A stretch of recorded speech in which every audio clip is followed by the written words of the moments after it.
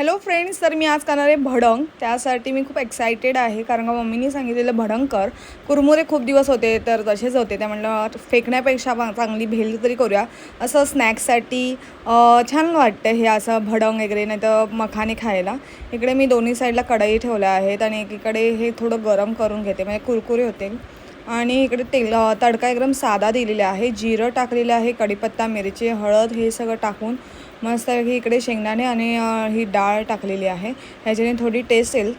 नंतरला इकडे मस्त मिक्स करून घेतलेलं आहे सगळं मीठ चवीनुसार. हे असं पटापट झाली भडंग आणि मी आणि मानसीचं चाललेली ती मज्जा आणि तर भडंग तयार झाली होती. मला असं वाटत होतं की काय चुकतं आहे का काय, पण नाही, परफेक्ट झाली आहे आणि टेस्ट पण एकदम छान लागली. माझे तुम्ही एक्सप्रेशन बघू शकता, आवडलं होतं मला. त्यानंतर दुपारी आम्ही हे कार्यक्रम केल्यानंतर आम्ही बसलो गेम खेळत.